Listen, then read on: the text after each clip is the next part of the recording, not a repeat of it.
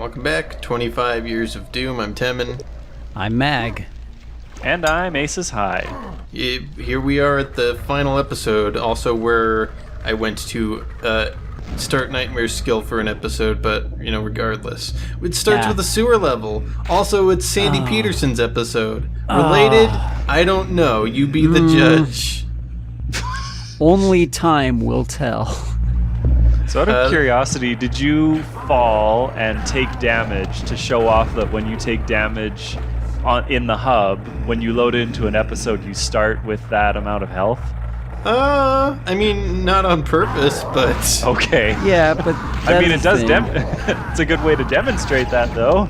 So I guess so. If you're real bad at trying to get the Nightmare skill and you fall like 8 times and end up having like 15 health left and you go to start an episode, good luck. Right. Isn't it also true that if you finish a level with less than 50 health, it just sets your health to 50 on the next map? Oh, I don't know. I think so. I don't know if it is necessarily that it's less than 50, but I do believe that if you're below a certain threshold, then it'll be like, we'll help you out there. Yeah. That's nice of them. I guess I'll pay attention / go experiment if we don't see it in the upcoming episode here. But yeah, that would actually be... That feels like a really good quality of life feature if that's a thing. No more getting to the next level with like 3 health and it's like, well, this is impossible. Good luck. Yeah. I'm going to spend a bit of time trying to make this awkward jump here. I'm not sure what the intended solution for the secret is, but you can do a jank jump that gets you onto that ledge. At this point, I wouldn't be surprised if this one is straight up just, you gotta do funky, you gotta get good at mechanics to get this secret. Yeah, but it's so awkward, and I thought maybe this light would do it, and there is a door that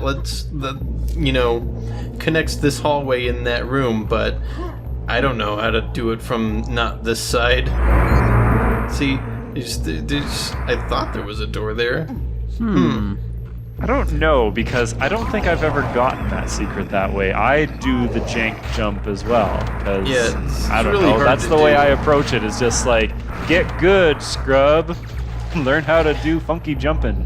I guess so. Yeah, that's the whole air control thing that gets you real fast bunny hopping for insane speed. Is you gotta... It's like, I think we mentioned this, it's like rotational velocity paired with your movement. At a certain turning speed, you can convert your rotational velocity into, translational velocity, and, that's how it feels, at least. And it's, really strange, and, people are really good at it, but I'm not. Ranger... I am not one of those people. When Ranger went into the slip gate and realized that he was in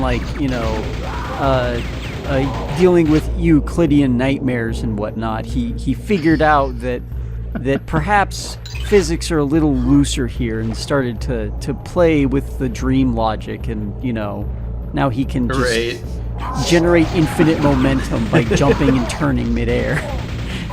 Yeah, I guess when that happens, the Tower of Despair, one of 2 maps that opens with this glass stain that asks you to shoot it. It's so cool. Or stained glass, rather. Yeah, this is where Quake hits peak coolness. This is where, oh man, it all culminates here. Yeah, for all the crap Sandy Peterson gets, there's a certain atmosphere to these maps that is just I don't know, it's thick. This is his. This is a domain, man. This, Cthulhian stuff. This is his jam. This is what he excels at. So this absolutely nails the gothic aesthetic. Mm-hmm. Yeah, it's pretty good. And the levels just feel so dark and dismal and lonely. Yeah. And that's not just with the fact of how hard these levels are. Right. Well, even this little detail right here, we're fighting ogres and vors, but we're separated by a barrier and a little pool. We're not even close to our enemies. Just oh man. Right. Also, here is a secret. Ooh. Yeah, more eyeballs. Woof. Yep. This will Yeah. come in handy. Yep. And that's why I'm grabbing it. Yeah, I'm trying to do bunny hopping, but I what only the get heck? like the occasional speed boost. Yeah. Oh, I was not ready for that. Yeah. It's inch deep water, Oh, man. but you know, suspended. Make sure that you get every. about that. Oh, okay, Yeah, you did it's- get it. Good. Ooh. I got them. Yeah.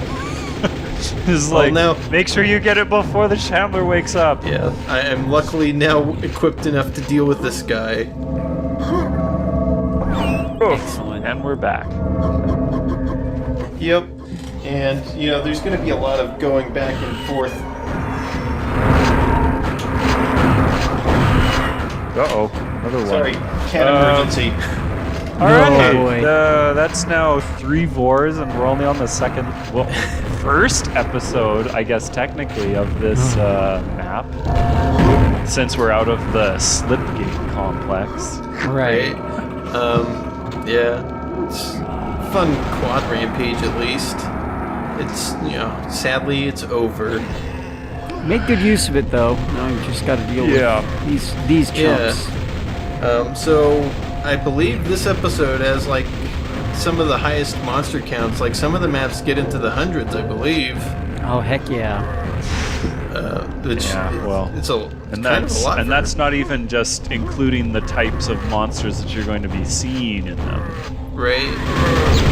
Considering the Yes. frenetic pace of Quake, though, like, it feels good. As where, like, in Doom, it can, like, you know, when you get monster counts into the hundreds, because of the more scoot and shoot gameplay, corner popping and whatnot, like, it can just take a while to whittle through everything. But in Quake, you do deal with enemies relatively quickly, and then, you know, if you find quad damage, or a second quad damage, or a third quad damage, you know, suddenly that 100 is a very achievable number in a short amount of Right. time. Oh, Trapgate. You get a quad damage, and you get a quad damage. Everybody gets a quad damage. I'm gonna take a dip into here while I have my quad damage. oh man. Good call.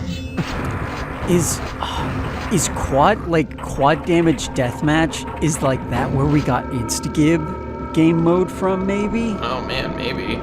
Maybe. Like, maybe it was just a thing that Unreal Tournament came up with, but like, oh man, I feel like Oh, this is cool. Sorry, so this is like these 3 spaces correspond with the thing with the water earlier. Oh. You can make. Oh. You can technically jump to the other ones. I just failed to. yeah, that's fine. But sorry, I didn't want to interrupt what you were saying. Yeah, no, just the thought of, like, you know, doing Quake deathmatch or Quake match, I guess, but everyone has infinite quad damage on all the time. Right. And from right. that, you God. might get like an Instagib game mode idea where, you know, everybody is just one-shot kills. Right. Yeah, that's a good point. Yeah. I could see it coming up that way. Also, this awkward jump is how you get to the exit. Oh, what the God, I heck? hate that thing. Oh man. It's so easy to fall. Yeah. Ah. So, this is the, what is this map called? Something. The Elder God Shrine, I believe. And it also opens up with the window you have to shoot again for some reason. Sandy At least did they that tell twice. you. But I He believe really this liked is- he really liked that trigger, so he made sure to use it again. Yeah, I guess so. I believe this is known in the speedrunning community as the map that trains you how to bunny hop. Because it's got these wide, Yeah. you know, long hallways that Yeah. you can just move around in. Oh, we're gonna okay. see that soon enough. Yeah. It's not we're not seeing it right now, but when we get there, Yeah. Also, I love this place. This graveyard is great. Oh, heck yeah. And it's where you get the grenade launcher. Oh Yep. man. And that's a thing with this episode. They starve you on the rocket launcher. Like Oh no. they don't give it to you until like the second to last map. It's Well, crazy. yeah. Well, I But say they do at least give you the grenade launcher. So Yeah, I know. I say oh no at not getting a rocket launcher, but the grenade launcher is easily my favorite weapon in Quake. So I didn't know that's how much damage quad damage did. It's hardcore. That is hardcore. the axe is very underrated. Yeah, I've been using it more than I do in other runs in this particular run, just because for fun. Also, like every time you kill the 2 Vors that come out of there, like 2 more spawn, and there's like something crazy like 20 that'll spawn out of there. Oh no! And this level's one of the longest. This level is weird when it comes to enemy spawns. Yeah, like one of the hallways spawns fiends like once every 30 seconds, and they've got like something like 10 of them, and so it's like one of the longer 100% speedrun maps because they gotta wait for all the fiends to spawn into the map. Yeah, this is the one where like you'll see them like hopping around the map and they do all of the stuff that they're supposed to do, and then all of a sudden they do everything they need to, and then they make sure that they're back in exactly where the fiend is going to spawn in or whatever, and then they'll launch a couple rockets and alright, moving on, gotta do other stuff in the level, and gotta come back and kill another fiend. Yep, exactly. Oh god, these guys are the worst. Guys. Oh god, did I give these guys infinity? I hope so. These are spawns. They're a nightmare. They bounce around. They're small. They're very hard to hit. And I did give them infinity. Yes. First thing since the Centaurs and Hexen, I think. These suck. Yeah, they bounce around. They're very frenetic in their movement. It's hard to hit them, and they hit you all the time. And when you do kill them, they explode, and they're usually up in your face when you kill them. Yep. And they do a lot of damage when they explode. Like, they don't do a lot of damage when they're hitting you, but when they explode, oh boy. Yeah, it's nuts. Those guys suck. I would like Good thing I'm invisible. I would like to posit a proposition that we call them explosive flubber. Explosive flubber. Oh no, you didn't realize that if you jump fast, then you can make it across there before it... I was too scared to go fast because I didn't want to replay the map. That's fair. Yep, because you're not getting out of there if you fall. Yeah.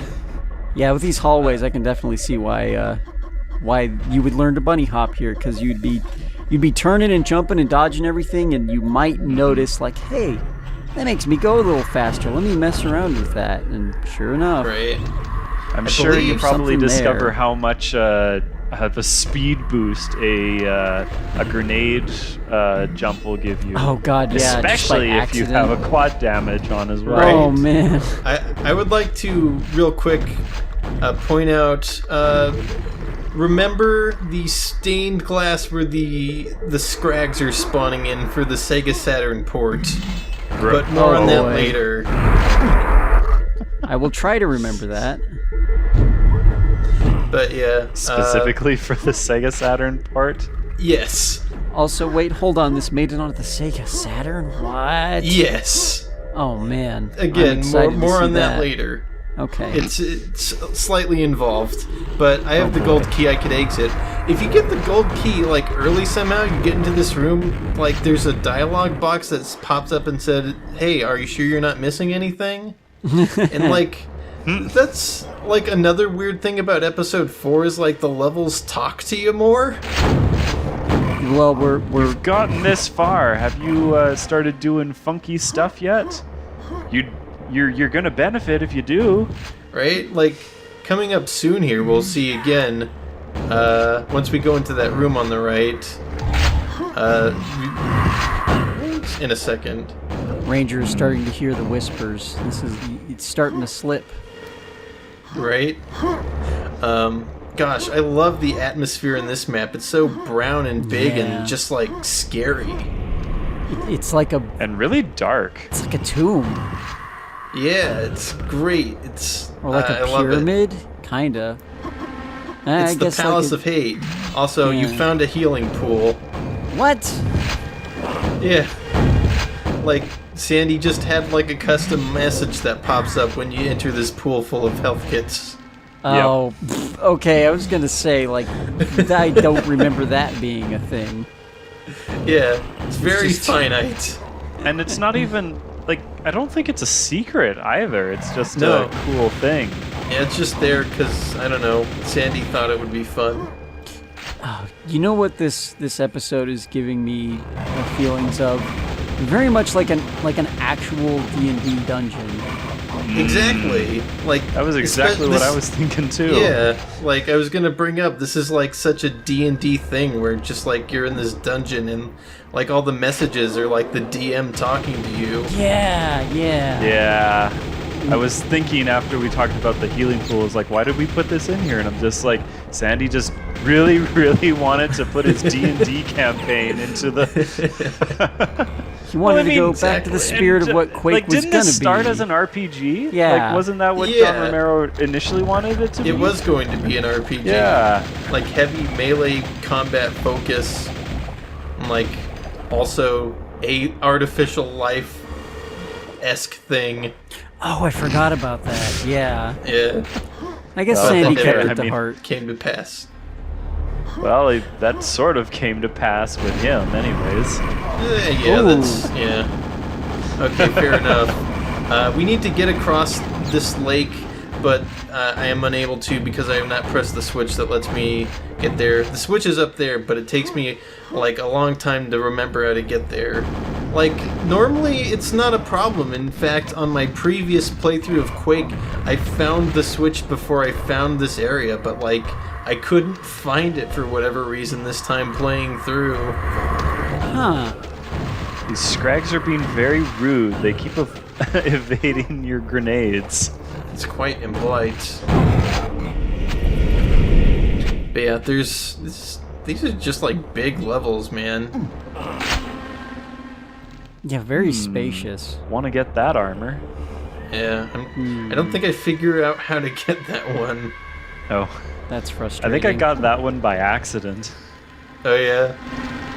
Oh, whoa! Suddenly this this staircase opened up. Thanks. I needed that. Oh. Well, I never figured out how to do that.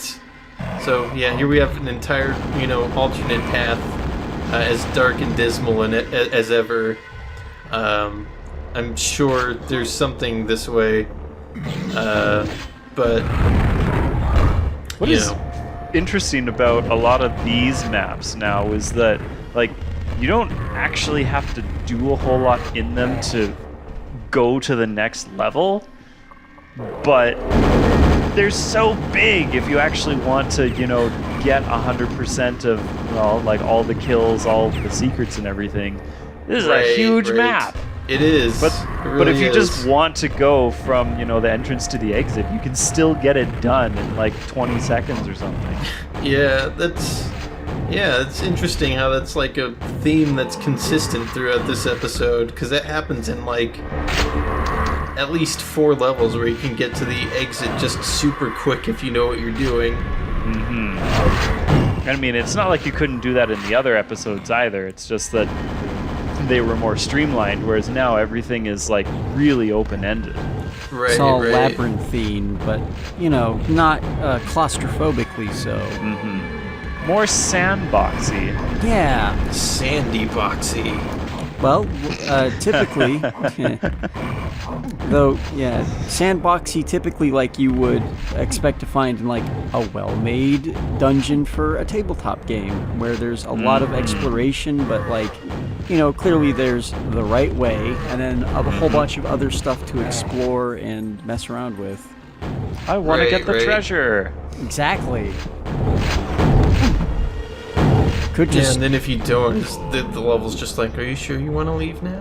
Yeah. Are you sure you want to go into this area right now? Okay, I'll go explore. Yep. I'll go into like 16 more fights. Fine, Sandy, whatever. Why not? The nice thing about this level is that there are no spawn in it, or at least I don't think there are. Yeah, I don't think so. Yeah, I don't remember either. Like pretty much every other, well, okay, and I guess the first level, but like from this point on, there's spawn everywhere, and it sucks, especially when there's groups of them. I mean, at least you can sometimes get a chain reaction where there's a group of them. Yeah, but even then, that's kind of risky. Yeah, it's pretty iffy, honestly. Yeah, no, my I mean, without a rocket launcher, it's iffy. yeah, for my sure. my go-to strategy quickly became cycling between either the super nail gun or the single barrel shotgun and kind of like backpedaling and trying to poke them to death from a safe distance. Right. Because like grenades, just I don't want to toot my own horn or anything. I think I'm fairly good with the grenade launcher, but it's a waste to try and to hit them because they're so they're so god dang bouncy. Yeah. Right. So I think this is after a ton of wandering. Oh, hey, there's the exit. Oh hey, I there's finally found my way to the silver key door. There's a shambler. So we'll probably have to come back here at some point with a key, but I don't have it yet. The shambler doorman. You just come up there going, "Hey, you're not supposed to be here. Go away." Go on then. I think this is finally the corridor that leads back to the water room, but the balcony with the switch. yeah. The correct place to be.